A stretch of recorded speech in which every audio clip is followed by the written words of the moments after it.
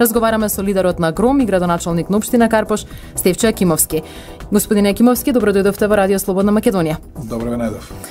Успеавте за еден ден да соберете 10.000 подписи и со тоа вашиот кандидат Зоран Поповски да стане првиот кандидат за шеф на државата. Дали најголем дел од поддршката ја добивте од граѓаните на општина Карпош? Во јавноста се шпекулираше дека сте имале логистичка поддршка од владеачката партија. Да, општина Карпош даде 2200 подписи. Значи за еден ден, а беа планирани 3500. Доколку собиравме 5 дена, како што отприлика максималниот рок си го дававме. Имаше други општини кои што собра по 600, по 800, например 800 собра Кавадарци, 550 Струмица, 600 Команово, скоро 600 Ѓорче Петров и така натаму и така натаму. Инаку ние имаме 40 општински организации. Кога би имале 60 општински организации, тоа ќе беше за уште пократок временски период. Сакам да кажам дека собирањето на 10.000 подписи е ужасно тешка операција да обезбедите 10.000 луѓе кои ќе го кренат бајракот и ќе кажат јас сум ГРОМ. Излегувам да подпишам кој ве ферма и едните и другите. И тие што сте на власт и тие што сте на опозиција. Зошто ова го зборам? Затоа што јас досега сум учествувал во собирање подписи два пати. Еднаш за господин Стојан Андов, 99 година, за кој што морам да кажам дека во тоа време беше марка политичар, кој зема 117.000 гласови на тие избори. Подписите ги собиравме 14 дена. За Нано Ружин исто така, учествувал во собирањето на тие подписи, ги собиравме 23 дена. Инаку Социјалдемократскиот сојуз за господин Љубомир Фрчковски ги собираше 4 дена, пазите. Не само Социјалдемократскиот сојуз, цела коалиција. Јас не очекувам да Социјалдемократскиот сојуз ми аплодира за тоа што сум собрал подписи во еден ден. Нормално очекувам дека ќе шпекулира и ќе гледа да ги минимизираат овие резултати. Мене тоа ми е најмалку битно. Најмалку ми битно како сме ние организационно поставени. Битно е што ние уште на 29 мај рековме дека ќе имаме претседателски избори и ние тоа го исполнивме и бевме организационно така поставени да можеме да профункционираме, што се вика во една блицкриг операција да ги собереме овие 10.000 подписи. Шпекулацијата дека можеби ни помогнала власта, сакам да кажам, јас прво не памтам кога ВМРО ДПМН не собирал подписи. Значи, они досега не собирале подписи за ниту еден кандидат. Јас тоа го правам веќе трет пат. Меѓутоа, за прв пат ова се прави под директна моја команда. А тамо каде што јас командувам, се знае како функционира работата, значи тоа е добро поставено, точно се знае кој што треба да сработи и кој треба да бидат резултатите и затоа имавме ваков резултат како што сега имаме. Како јас победувам во Карпош? Значи победувам со воспоставен систем. Едно е да имаш резултати, но во исто време мораш да имаш систем за да може ти таа власт што имаш да ја одржуваш. И оваа партија која што ја правиме, едно е вие да собирате членови, но во исто време мора да воспоставите систем кој што ќе функционира. Системот на ГРОМ функционира. Тоа се виде и на иницијативата за формирање на ГРОМ, при конституирање на партијата на 28 септември, сега при конституирање на форумот на млади, 2700 млади маршираа по партизанска на 0 степени Целзиусови, дојдени од цела Македонија, да биде преполна универзална сала, што значи дека ние како партија веќе функционираме и веќе сме подготвени не само за собирање на овие 10.000 подписи, туку сме подготвени и за најтешката операција, тоа спроведување на парламентарни избори. Впрочем, ви личиме ли ние на блефери кои, не знам, ќе бараат предвремени парламентарни избори ако за тоа не се подготвени, ако за тоа не сме кадарни и на крајот на криштата личам ли јас на таков некадарен човек да мене и јас дали ќе си го дозволам како личност, мене некој друг да ми помага, не знам во собирање на подписи. Зашто сум кадарен? Тоа ќе го направам, тоа што не сум кадарен, поштено ќе играм раците дека за тоа не ме бива. Меѓутоа за оваа работа ГРОМ го бива.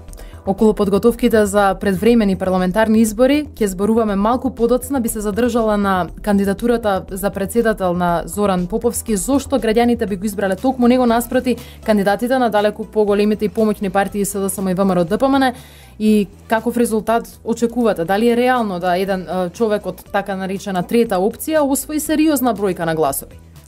Провак, јас ви гарантирам, кога излезат двата други кандидати на владеачката и главната опозициона партија, а навистина е смешно и недозволиво за една држава да ние месец дена пред почнување на кампањата двете главни партии во државата не знаеме кој ќе биде кандидат. Едната бира на конкурс, пазите. Председателски кандидат се бира на конкурс.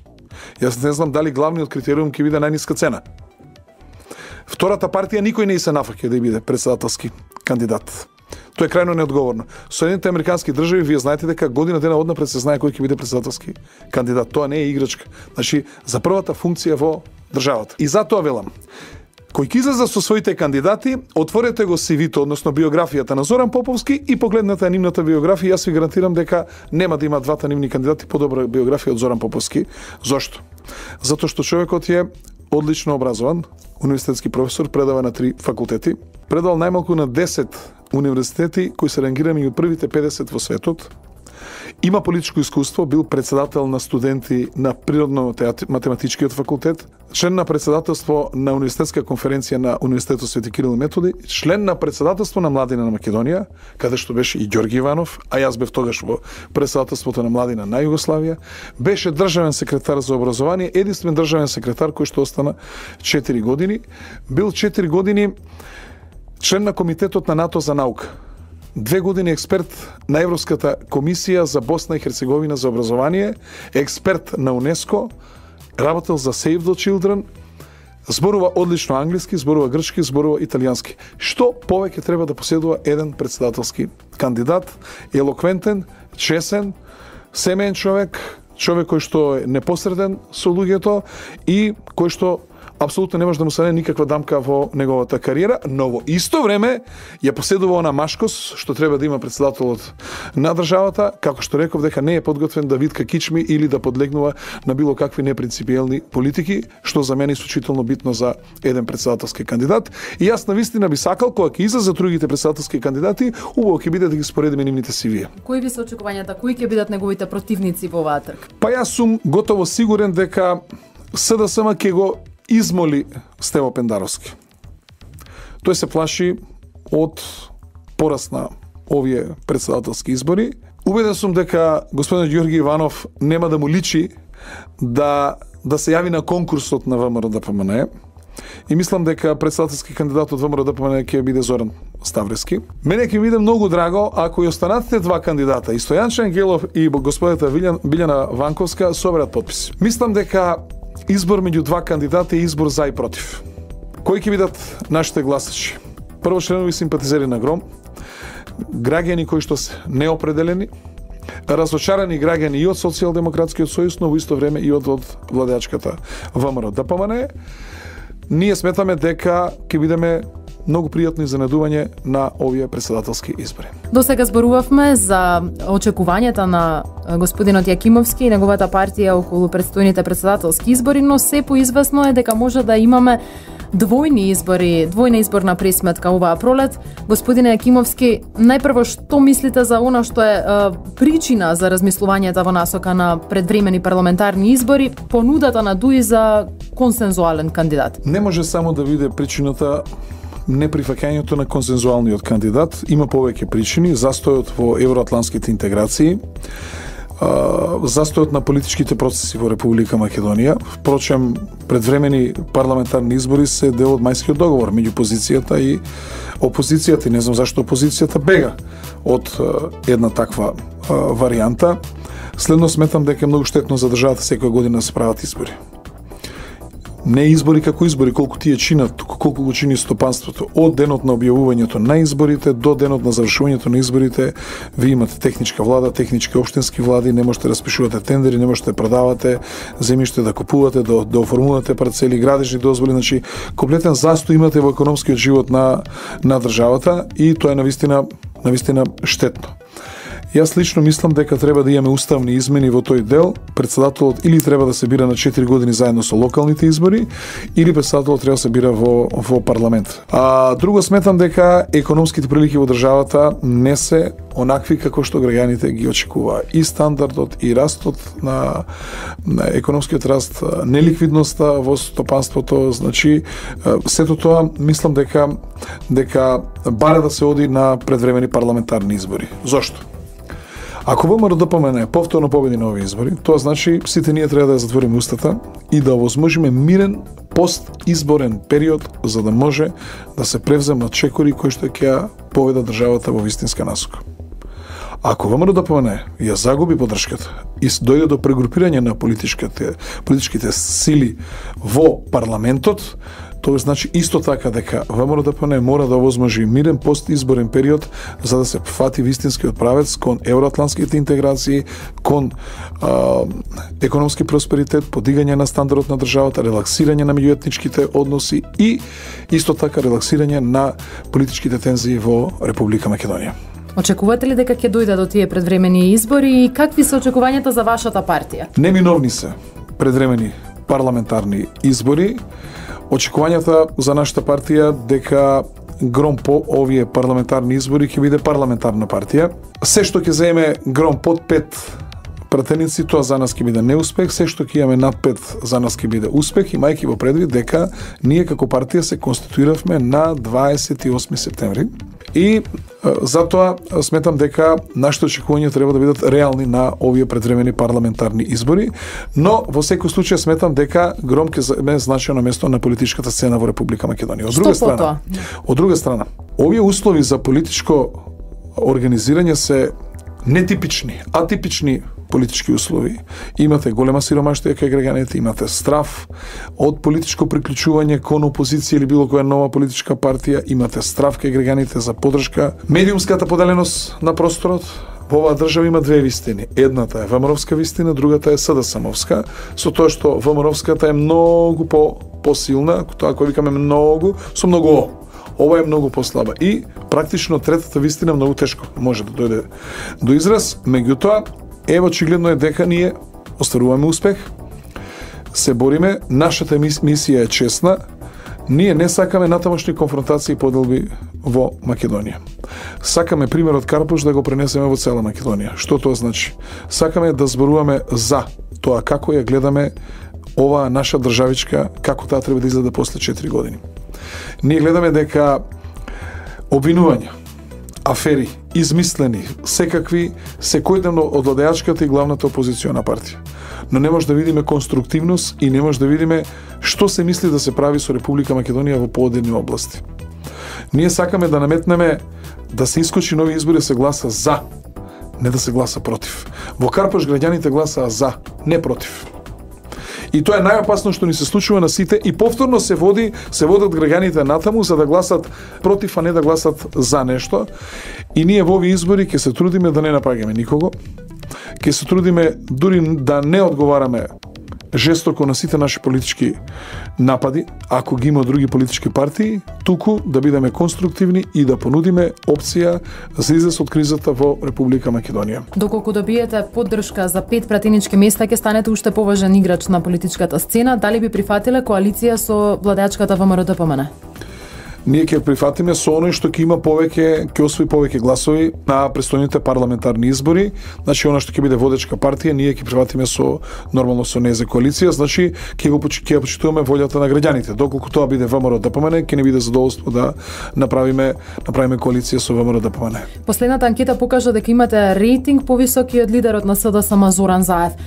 Дали сметате дека е ваша лична грешна одлука тоа што истапивте од оваа партија, што не почекавте, можеби вие ќе бевте следниот лидер и ќе донесевте поголем успех за партијата?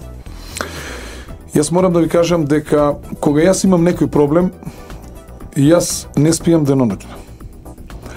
И кога ќе донесам одлука, јас за одлуката не се кајам. За одлуката донесена на 16 февруари 2013 година, јас од 12 ноќта прв пат заспав на 23 февруари. Значи, тоа беше 8 ноќи и денови непроспиени за одлуката која што ја донесов. Воопшто не се кајам за таа одлука. Сметам дека мојот политички живот и политичка кариера ќе беше празна без 16 февруари. Тоа ќе донесов вистинската одлука. Зошто? Затоа што сметам дека донесов вистинска одлука и покажавме дека е можна и трета опција. Можна е вистинска граѓанска опција. Покажав дека еден човек може да се ослободи од партиски стеги и да им каже не и на лидери маркантни како што е Бранко Црвенковски. Едноставно морам да кажам дека во улогата која што има во Социјалдемократскиот сојуз, јас се чувствував како човек кој што носи позајмено дело. Значи, јас не бев тој. Мислам дека сега доаѓа до израз моите вистински вредности. Прво како човек, второ како организатор, како лидер и сметам дека она колку ќе постигнеме резултат и што ќе се работиме најмногу ќе зависи од самите нас. Во Социјалдемократскиот сојуз тоа не зависеше само од тебе. Тоа е сепак голема партија. Кога вие ќе претерате со рейтингот, со успесите и така натаму, има некому кому му сметате. Но јас си реков во ред, што вие така сакате, нема проблем. Она што мене ме интересира, јас си продолжам со мојата работа во Карпош и да го спремам Карпош за избори, а вас ако не ви се победува на избори, тогаш уживајте во вашите обструкции. И затоа кога одлучував да одам на овие избори, јас во ниту еден момент не сметав дека ќе ги загубам изборите. Јас бев 100% убеден дека ќе победам на изборите во Карпош. Господине Акимовски, мислите ли дека Зоран Заев носи позајмено дело или му ја чува фотилјата на Црвенковски доколку доживеа изборен пораз во март? Па не. Зоран Заев си е дете на СДСМ, тој си е дел од дворските игри во Социјалдемократскиот сојуз и едноставно тој си е навикна да живее во таков амбиент. Јас не сум навикнат да живеам. Јас делувам политички чисто, неискварено, се оно што имам за некого да го кажам, имам да го кажам во лице, без задкулисни игри и сметам дека сепак во политиката се можни и честните игри, честните договарања, особено со пријателите и мислам дека сакаше човекот да биде лидер на партијата, тоа му се овозможи, какви ќе му бидат успесите ќе видиме по изборите. Има ли се уште Бранко Црвенковски силно влијание во СДСМ? Вие ги познавате состојбите внатре во партијата, бевте дел од партијата или дали сметате дека е реален овој конфликт кој пред јавноста се презентира помеѓу така нареченото старо и новото крило во СДСМ? Во СДСМ ништо ново. Таму секогаш има конфликти. И тие се реалност. И, например, нереално би било да се мисли дека Бранко Црвенковски нема влијание во партијата и очигледно дека на таа структура не ја одговара ова раководство да има успех подобар од оној што го постигнал Бранко Црвенковски и нормално е дека таа партија не може да функционира со цел капацитет колку што тоа може да биде. Од друга страна новиот двоец не успеа да се наметне. Пробаа да речеме со позитивни кампањи кои што испаднаа смешни околу средна класа, околу враќање на дедеви и така натаму, се тоа беа како да кажам краткотрајно промислени предлози кои што очигледно дека не фатија маја кај граѓанството и потоа се продолжија со својата стара практика да се плука и да се смислуваат афери на политичките противници, вклучувајќи и мене како нивен довчерашен колега и она што мене сега ме зачудува е она што до 16 февруари 2013 година кон мене како се однесуваше ВМРО ДПМН, сега така се однесува Социјалдемократскиот сојуз и интересно е што ваќе јас сум навикнат така да живеам. Како е да се има непријател во своите довчерашни сопартици? Дали се тие жестоки непријатели, дали е полесно кога не го познавате непријателот? Прво, треба да бидеш политички неискусен, а да очекуваш дека нема да имаш непријатели во политиката. Политички непријатели. Второ, јас сум навикнат да живеам со политички противници. Впрочем, целата моја политичка кариера сум ја градал со тоа што сум имал политички противници. Во политиката не се плива низводно, се плива узводно. И она што е моја предност во ова битка со моите довчерашни партиски колеги е што јас нив многу добро ги познавам. Ги знам колку вредат, колку можат и кои се сите нивни блефови и тоа секогаш ме води чекор пред нив. Така да воопшто не се замарам на нивните обвинувања, нивните напади и така натаму. И мислам дека една нивна кардинална грешка е што не се обидуваат во политиката да создадат пријатели. Туку создаваат непријатели. Можете да видите дека минатата недела јас како претседател на ГРОМ ми понудив коалиција и да не се мачат повеќе, бидејќи никој не им се нафаќа за претседателски кандидат Гледате сега, предлагаат кадри кои што се веќе одамна завршени на политичката сцена, од Илинка Митрева, не знам, Ѓорѓи Спасов и така натаму и така натаму. Значи, да не се мачат, да ги скратат маките, да го поддржат претседателскиот кандидат Зоран Поповски, да направиме коалиција и им гарантирам дека ќе имаме успех на овие избори.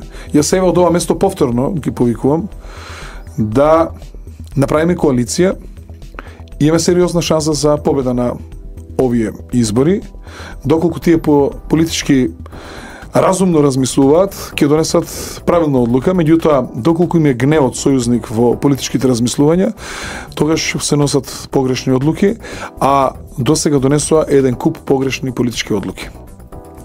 Предпоставам овде говорите за целата програма која што има Заев и Шекеринска, начинот на кој функционираат. Како оценувате оваа кампања која очигледно веќе е започната? Кампањата е за жал плукачка, со измислување или конструкција на афери. Кампањата нема ништо конструктивно. Каква програма всушност треба да презентира сега една опозицијска партија за да може да се спротистави на власта? Со што се освојува сега власта? Очигледно беше на минатите избори дека црната кампања не води никаде. Имам впечаток дека двојцот Заев Шекеринска буквално ја копира кампањата која што имаше Црвенковски на претходните избори и како да не сватија дека треба да се презентира нешто ново. Што мислите вие, што е она што може да донесе победа? Она што може да донесе победа, да се даде надеж на граѓаните во економскиот дел, во подигање на стандардот на граѓаните, во подобрувањето на ликвидноста на предпријатијата, во слободата на предпријатијата, во да се даде надеж во тоа дека повеќе ќе има пари кај граѓаните и кај предпријатијата, помалку кај владата. Овој концепт што сега го имаме, најмногу пари да има кај владата, а многу помалку кај предпријатијата и кај граѓаните. Од 8 милиарди евра GDP во Македонија, 3 милиарди евра троши и владата и вие, тоа е невозможен концепт за развој на една држава. Значи, концептот на Громија да има многу повеќе пари кај граѓаните и кај предпријатијата. Сметам дека сериозно една партија треба да понуди слобода на медиумите.